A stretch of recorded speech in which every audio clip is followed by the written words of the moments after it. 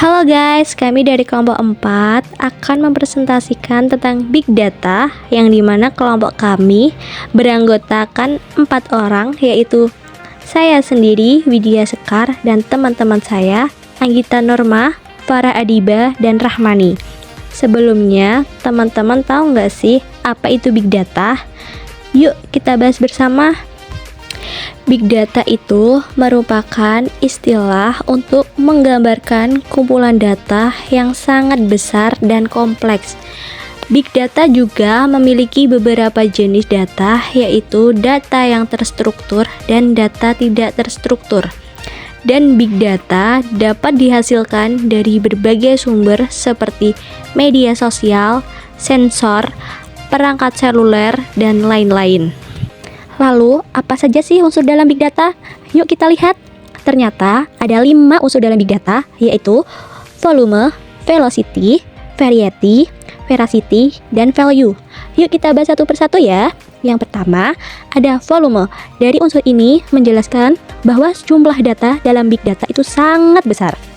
Lalu, untuk yang kedua, ada velocity, mengacu pada kecepatan data dapat dihasilkan dan diproses sehingga bisa diakses secara real time. Lalu yang ketiga, ada variety, merupakan keberagaman jenis data baik terstruktur maupun tidak terstruktur. Yang keempat, ada veracity, yaitu kualitas dan akurasi data di mana data digunakan harus relevan. Dan yang terakhir, value, yang artinya sebuah data harus memiliki nilai dan menghasilkan suatu manfaat yang nyata bagi organisasi atau perusahaan. Lalu, mengapa Big Data itu penting atau diperlukan dalam kehidupan kita? Tentu saja penting, karena dengan Big Data kita bisa mengambil keputusan yang lebih baik. Mengapa begitu? Karena dengan Big Data kita bisa menganalisis dan menemukan pola atau tren dari sebuah populasi yang bisa mendukung keputusan kita lebih efektif dan lebih baik.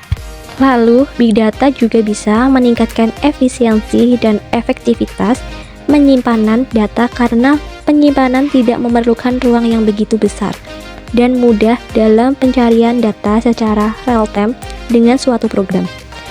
Dan Big Data juga dapat membantu dalam inovasi produk dan layanan baru serta meningkatkan keamanan, misalnya dengan password. Jadi, hanya beberapa orang yang bisa mengakses data-data tersebut.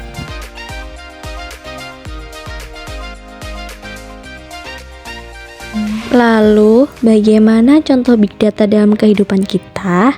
Ternyata banyak sekali contoh nyata Big Data dalam kehidupan kita, seperti e-commerce, media sosial, jasa streaming, jasa kesehatan, dan juga transportasi.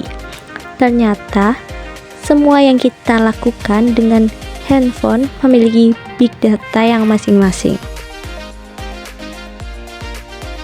Meskipun begitu, dalam pengolahan Big Data juga ada beberapa tantangan seperti volume data yang sangat besar. Bisa juga terjadi latensi atau keterlambatan penerimaan data yang dapat mengurangi nilai dari data itu sendiri. Lalu bisa juga karena variasi struktur data yang berbeda, menyebabkan butuhnya pendekatan yang berbeda dalam pengolahannya. Bisa juga terjadi serangan cyber atau rentan terhadap serangan karena data yang besar menjadi target menarik untuk melakukan kejahatan cyber. Lalu, penyimpanan data pribadi dengan aman dan sesuai regulasi yang berlaku merupakan tantangan yang sangat penting.